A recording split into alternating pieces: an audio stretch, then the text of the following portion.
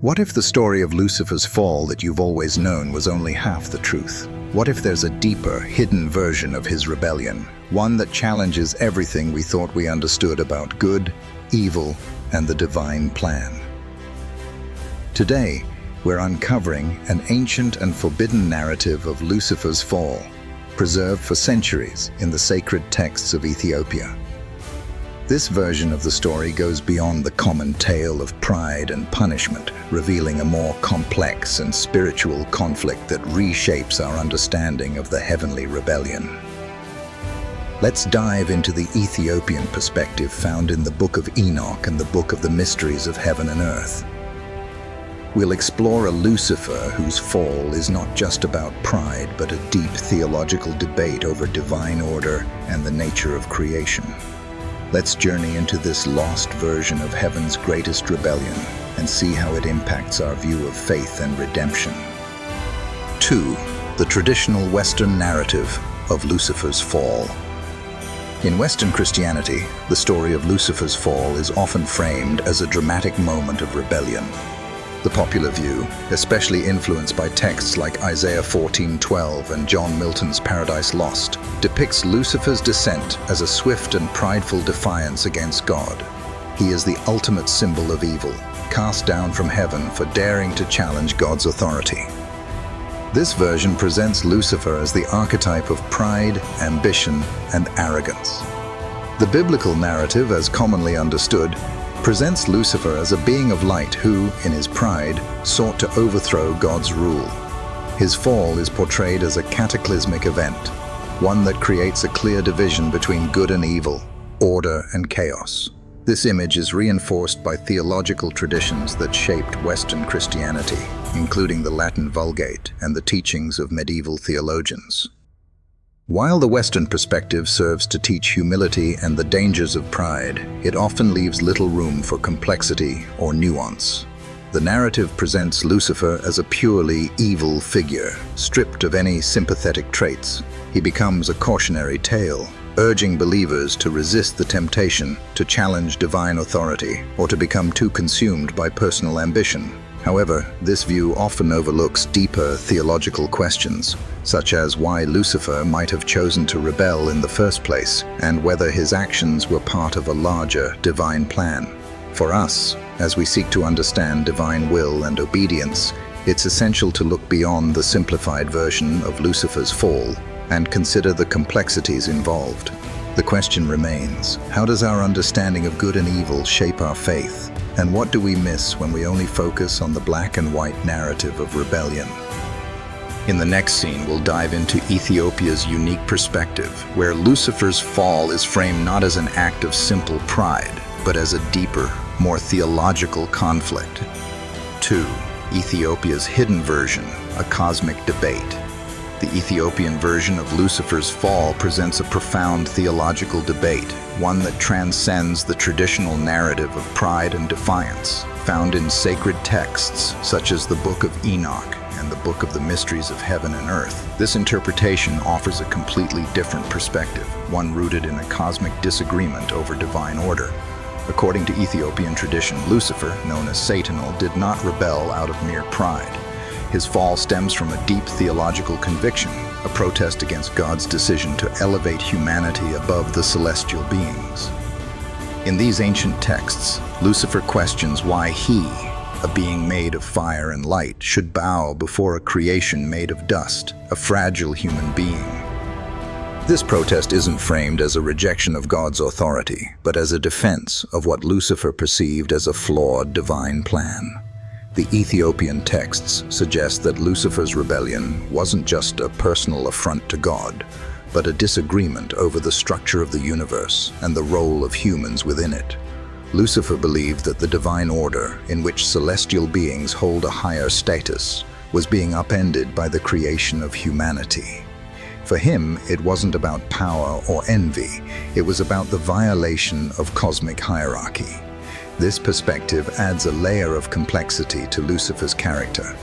Instead of viewing him solely as an embodiment of evil, Ethiopian tradition presents him as a tragic figure, one who misunderstood God's purpose for creation. His protest was not born from hate, but from a sincere belief that God's design was flawed. This interpretation invites us to wrestle with the deeper questions of divine will, hierarchy, and the nature of obedience. As we reflect on this, we are reminded that our own spiritual struggles often involve questioning God's plan, whether it's about the direction of our lives or the purpose of suffering. The Ethiopian narrative challenges us to think more deeply about the divine order, not as something to be blindly accepted, but as something to be understood and embraced with trust and faith. Next, we will explore how Lucifer's protest and his refusal to bow before Adam evolve into a deeper cosmic tragedy. 3. Lucifer's protest, a defense of divine order. In the Ethiopian version of Lucifer's fall, Lucifer's refusal to bow before Adam is seen not as an act of pride or hatred, but as a defense of divine order. The celestial hierarchy, as Lucifer understands it, has been upended by God's decision to elevate humanity, beings of dust, above the angels, beings of fire and light. The key to understanding Lucifer's protest lies in his belief in the natural order. Lucifer, as one of the highest-ranking angels, was created by God from the purest elements, fire and light. He was accustomed to seeing divine authority as a structure where the celestial beings, the angels, stood above the earthly creations. His refusal to bow to Adam wasn't out of arrogance or a desire to defy God, but because in his eyes this new creation, made from dust, was unworthy of such honor. To Lucifer, bowing before Adam would be a violation of the divine order that had always existed. This view presents a much more nuanced understanding of Lucifer's character. Instead of being portrayed purely as a villain driven by personal ambition, he emerges as a tragic figure, one who sincerely believed that his loyalty to God was best expressed by preserving the original divine hierarchy. His refusal to bow in this sense is not the arrogance of a fallen angel, but rather the action of a being who misunderstood the new divine will, struggling to reconcile his devotion with what he saw as an unjust change in cosmic structure. In Western traditions, Lucifer's fall is often seen as a moment of simple rebellion, a singular act of defiance. However, the Ethiopian account emphasizes that Lucifer's fall was the result of a theological disagreement, a complex internal conflict about how divine order should be maintained. His mistake was not his loyalty to God, but his inability to accept God's decision to elevate humanity. For us, this teaches us a profound lesson. How often do we, too, refuse to accept change or trust God's plan when it challenges our own understanding of order or justice? Lucifer's protest challenges us to look at our own spiritual struggles and ask ourselves, are we resisting divine will because we feel it disrupts the natural order, or because we are unable to fully trust in the higher wisdom of God? Next, we'll explore the gradual nature of Lucifer's fall and how this complex rebellion slowly transformed him into the being we now recognize as Satan. 4. The fall of Lucifer, a gradual descent. In the Ethiopian tradition, Lucifer's fall isn't a sudden dramatic event, as often depicted in Western narratives. Rather, his fall is portrayed as a slow, gradual descent, one that spans a long period of spiritual decline. The Bible in Luke 10:18 states, "I saw Satan fall like lightning from heaven," which suggests an instantaneous fall. However, in Ethiopian Christianity, this suddenness is replaced with a process, reflecting a deeper understanding of how pride and bitterness evolve over time.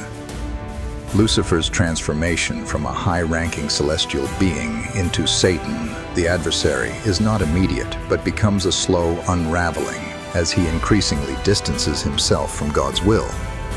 What is most striking about this version is the emotional and spiritual complexity of Lucifer's fall. His descent is not driven by a singular act of defiance, but is the result of accumulated pride and a deepening bitterness. Initially, Lucifer believed his protest was in defense of divine order, but as time went on, his refusal to accept God's new creation, humanity, became the breeding ground for his pride.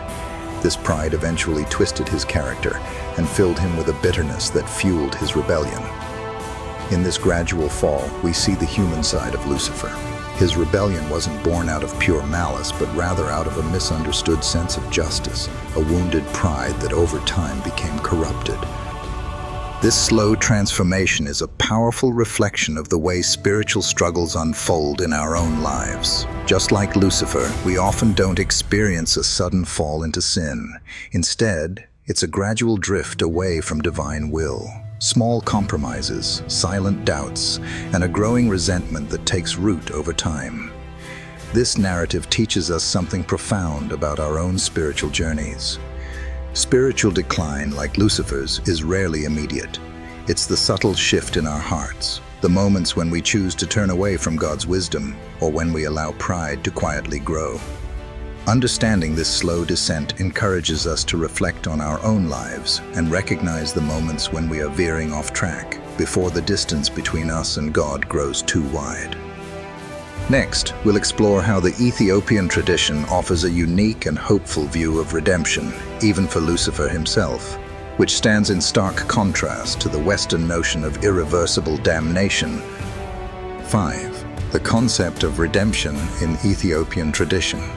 In Ethiopian Christianity, redemption is not limited to humanity alone.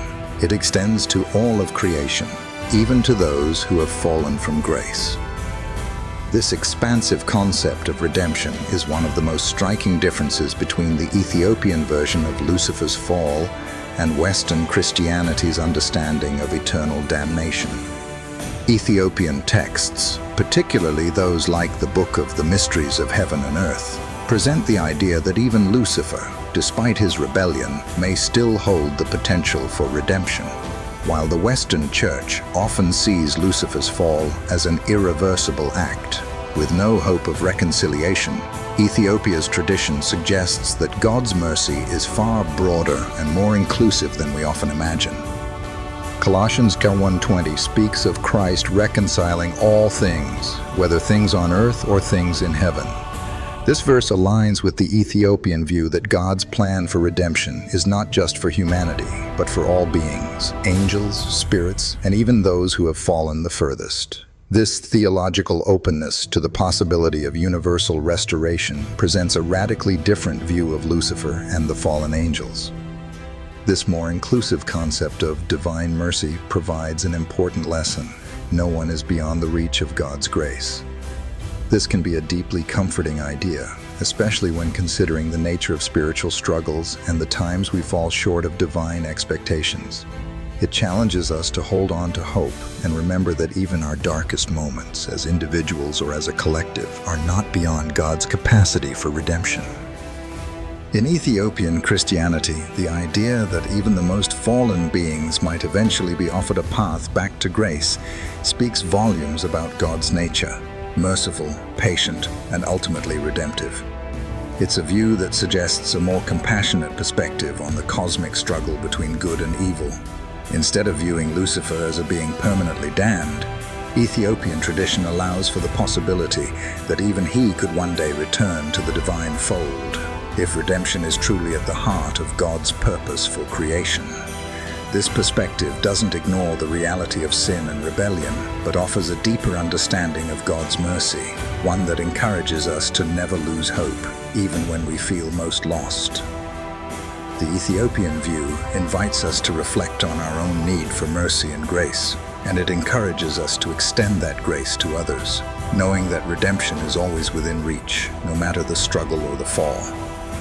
Next, we'll explore how the Ethiopian perspective of Lucifer intersects with a broader understanding of spiritual warfare, inviting us to look beyond simplistic notions of good and evil and consider the deeper lessons hidden within the cosmic struggle.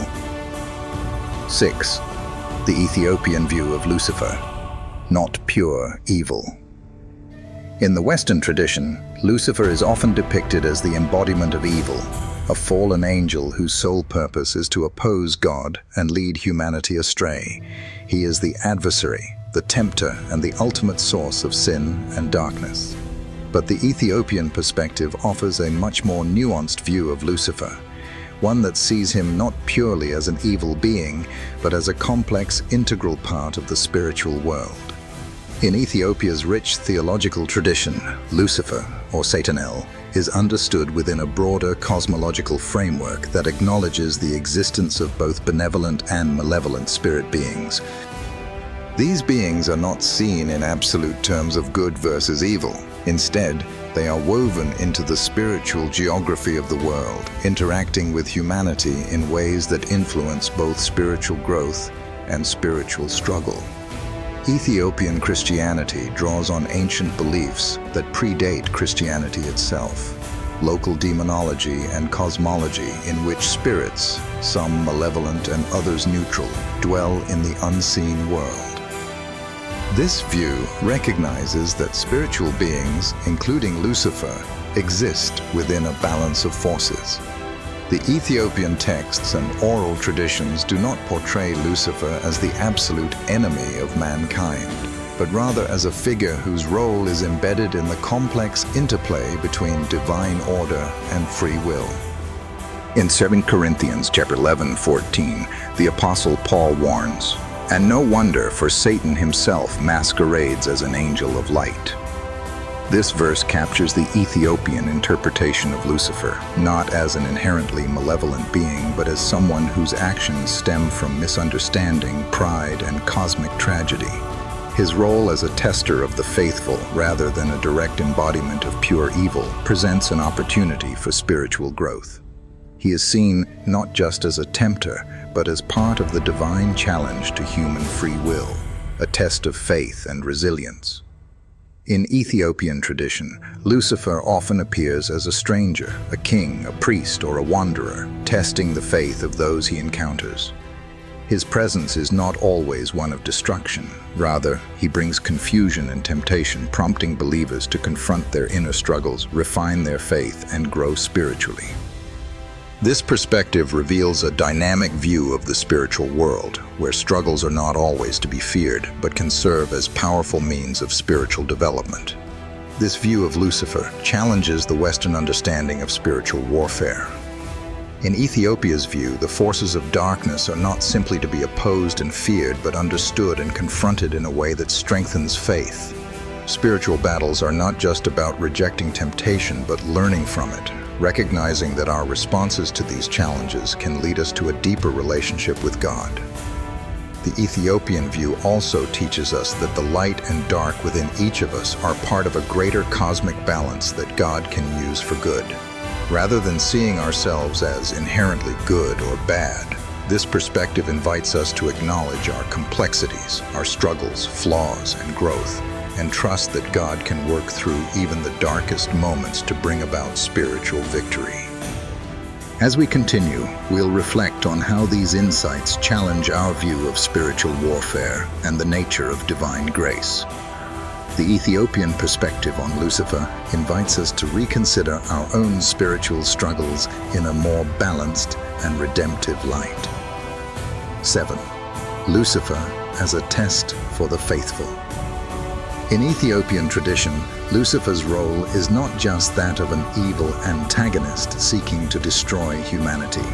Instead, he is seen as a tester of faith, a complex spiritual figure who challenges believers to strengthen their convictions and grow in their trust in God. This concept presents a different view from the Western narrative, where Lucifer is primarily a figure of opposition, always trying to lead people into sin and away from God.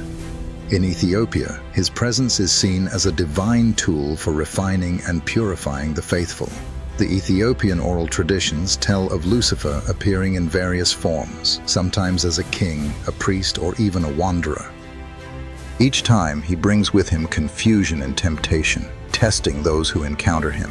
His role is not merely destructive, but serves as a challenge to those who encounter him, urging them to confront their inner struggles and examine their true spiritual devotion. In 1 Peter chapter 5:8, the Apostle Peter warns, "Be alert and of sober mind. Your enemy the devil prowls around like a roaring lion looking for someone to devour."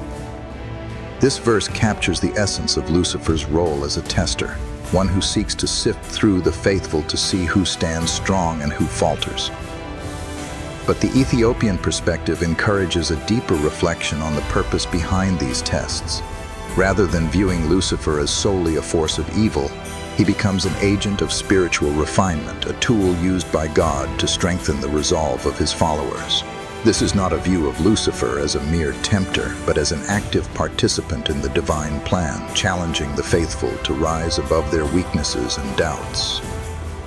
In this framework, spiritual growth is seen as a process of overcoming trials and tests. It encourages believers to confront their temptations, doubts, and fears, understanding that such struggles are not signs of weakness but opportunities for spiritual strengthening. Rather than simply viewing Lucifer as an enemy to be defeated, this perspective allows us to see him as a complex force within the divine drama of salvation. He is not merely here to corrupt, but to be part of the testing process that leads to spiritual maturity. His role becomes one of paradox. By testing the faithful, he inadvertently helps them grow closer to God. In our own lives, we face many trials that can seem like Lucifer's temptations. These can come in the form of doubts, challenges to our faith, and moments of weakness. But the Ethiopian view offers a new perspective.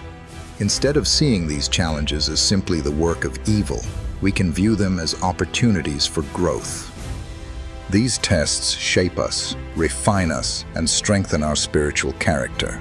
By reframing Lucifer's role as a tester, we learn to approach spiritual challenges with a deeper understanding, seeing them as necessary for our journey towards spiritual maturity. The path to overcoming temptation becomes not just about resisting evil, but about growing through it, learning, and ultimately drawing nearer to God. Conclusion. We've uncovered a version of Lucifer's fall from Ethiopian Christianity that invites us to reconsider the traditional narrative. In this version, Lucifer's rebellion is not just about pride or evil, but about a deeper, more complex theological disagreement regarding divine order. His transformation into Satan unfolds gradually, shaped by his misunderstood opposition to the creation of humankind. This version offers a nuanced perspective, challenging the simple dichotomy of good versus evil that often dominates Western narratives. The Ethiopian view doesn't demonize Lucifer, but invites us to reflect on the deeper reasons for rebellion, the complexities of obedience, and the possibility of redemption for all creation, even the most fallen beings. This broader concept of grace encourages us to think differently about our own spiritual struggles, showing us that growth often comes through challenges, and that even in darkness, there may be a path to redemption. As we explore this ancient and often overlooked interpretation, it's clear that the story of Lucifer is more than just a tale of a fallen angel. It's a cosmic debate that spans beyond pride and defiance, offering us a deeper understanding of God's divine plan and mercy. By embracing this view, we gain a more compassionate and expansive perspective on spiritual warfare, divine justice, and the eternal tension between hierarchy and love. What do you think of the Ethiopian version of Lucifer's fall? Does it offer a more nuanced perspective on rebellion and redemption? How does this view influence your understanding of spiritual challenges and God's grace? Share your thoughts in the comments below. If this video has deepened your understanding, don't forget to like, share, and subscribe for more insights into these forgotten theological truths. How does the Ethiopian interpretation of Lucifer's fall reshape your view of spiritual warfare and divine grace? Do you think it offers a more compassionate view of fallen beings? Let's discuss this in the comments below.